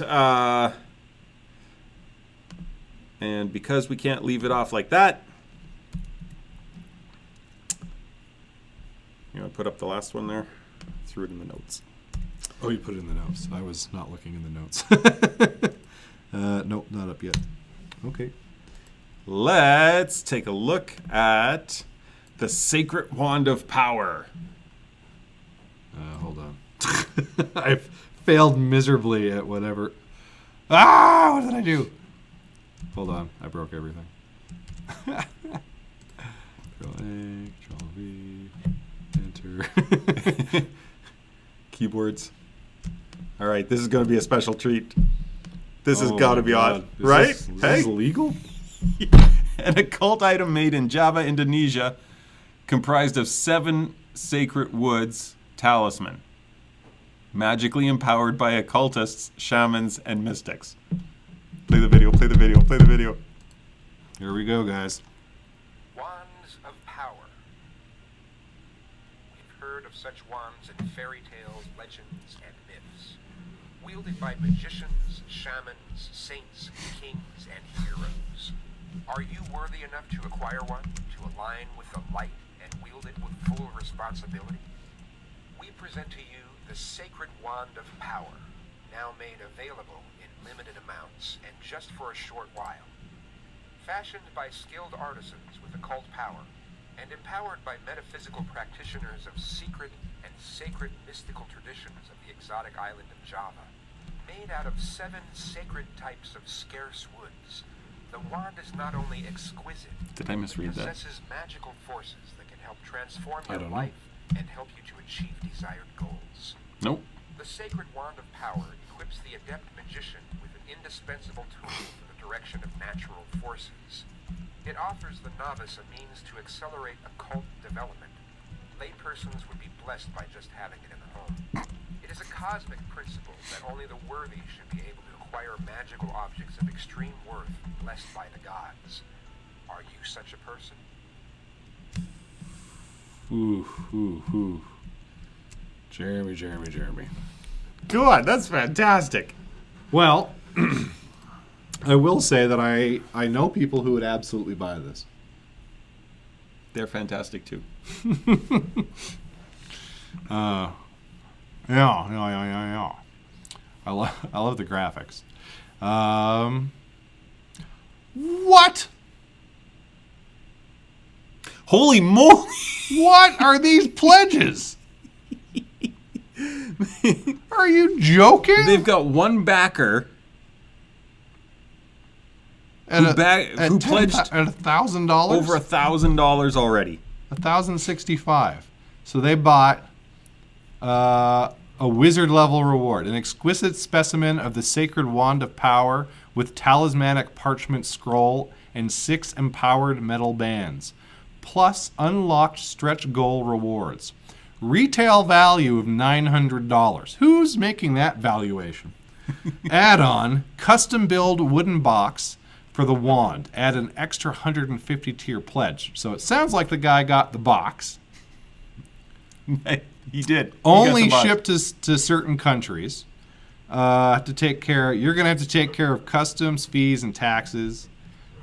Shipping is also not included in the price. It's smart on their part. Oh my god. Oh my god. This is amazing. Wow. Like, I mean, there's nothing really to analyze here because, What are you talking about? well, wizard magic isn't real. What? You didn't just miss your owl. Like, Hogwarts isn't a thing. Like, is it a walking stick? No, it's a wand. I'd feel better about this. I mean, not way better, but a little better about this. There's very limited amounts. 10, so you can get 10 of the early birds at 600. It doesn't say that there's a limit on No limit on the apprentice. 630, which is the apprentice non- level. Okay. Practitioner is 10 out of 10. That's the early bird. There's just Oh, just for the numbers on early the bird. early birds. Okay. Oh, that's the early bird wizard, which nobody bought. So they didn't even buy it. The guy didn't get the early bird one? Well, Well, I guess he thinks all this magic's just going to make him his money back. And why wouldn't you think that? Right. They are 11% of the way to their goal. Already. A month to go. Oh, man. Like, part of me just wants to... I don't even know. I don't even know what I want to do. Quotes the Quran. Good. The head also contains a mystical verse from the Quran, the Al-Ikhlas verse, chosen for its spiritual power, meaning, and significance when continuously recited or chanted, or the words inscribed, engraved, created into a talisman and empowered. It is said to aid in the following: the attainment of goals, protection from danger, safety from the machinations of tyrants, free from hunger and thirst, acquire worldly and spiritual blessings, acceleration of healing, luck, etc. Well, I mean, now that I've got the secret, why should I buy the stick? You know, if you want me to buy the cow, don't give the milk away for free, as they say. Side note, have you ever seen John Mulaney's thing about why buy the cow if you're getting the milk for free?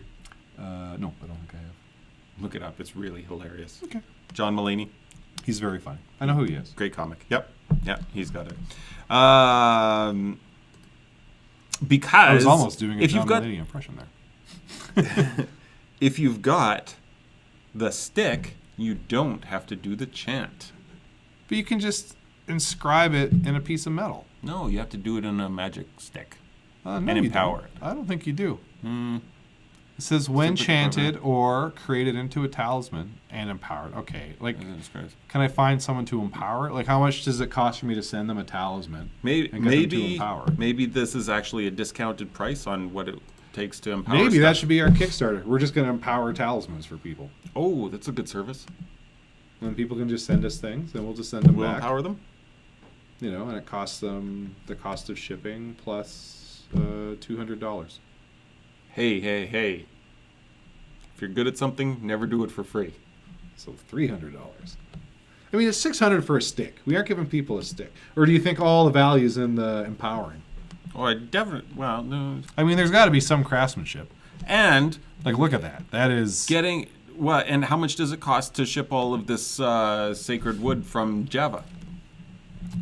Oh, we aren't making the talismans. People make their Oh, own I know, talismans. but their cost of stuff. Oh, I don't know. You can go buy a bunch of rattan for like $20 for a whole big long thing of bamboo or whatever.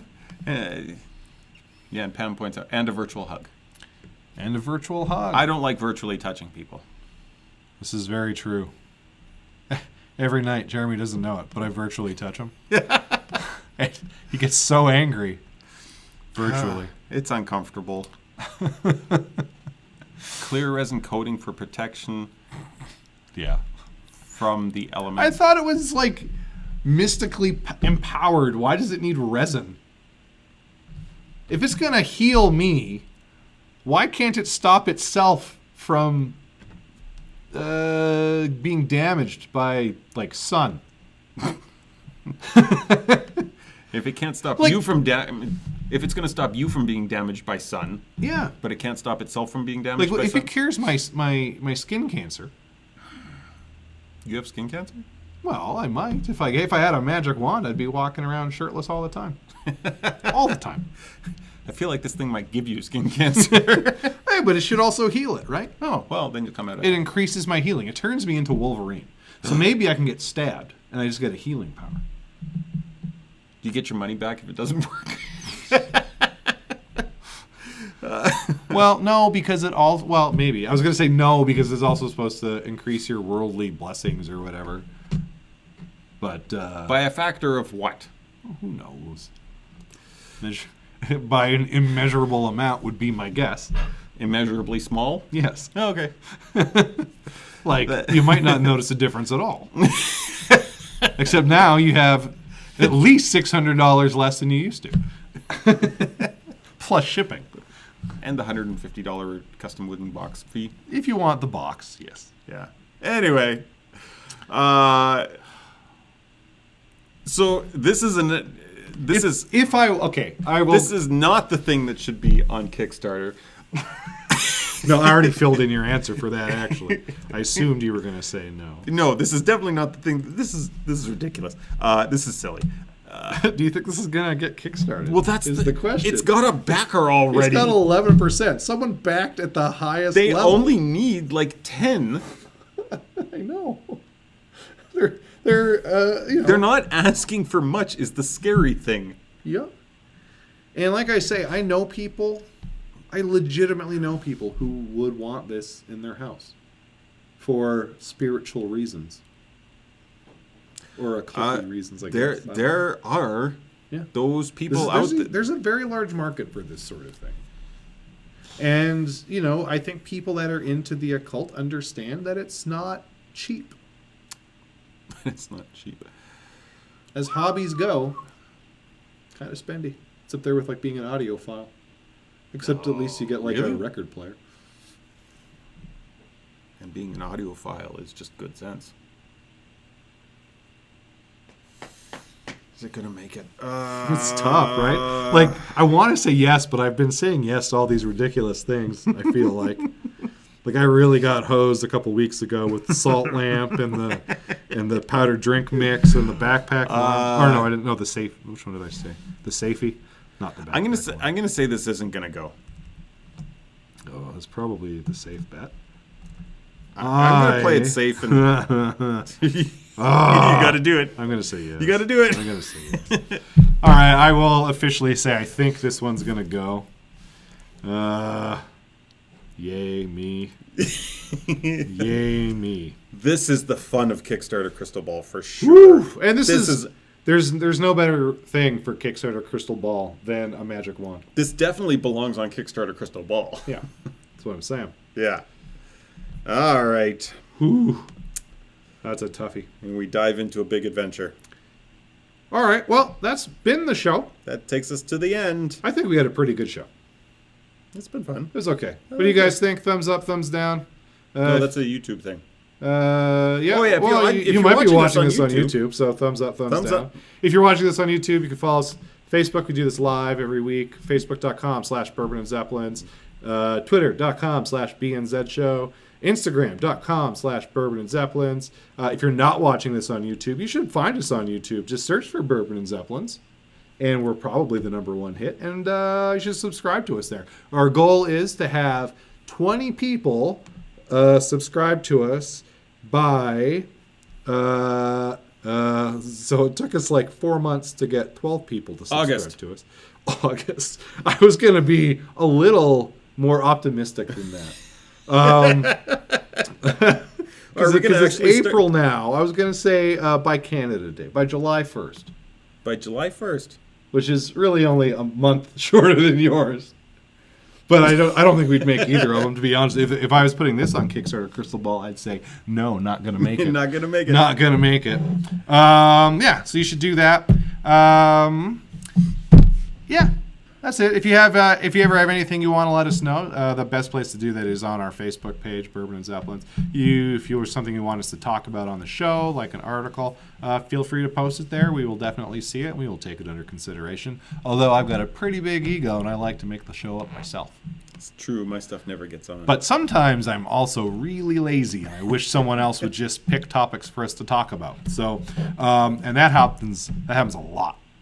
A lot. So I would... That's the time I'm lazier and don't do it. Yeah, those are the weeks where Jeremy's like, I got nothing. I'm like, that's what you said last week. All right, anyways, that's been the show. We will see you around. See you next week. Same Bourbon and Zeppelins time. Same Bourbon and Zeppelins channel. Ciao. See ya.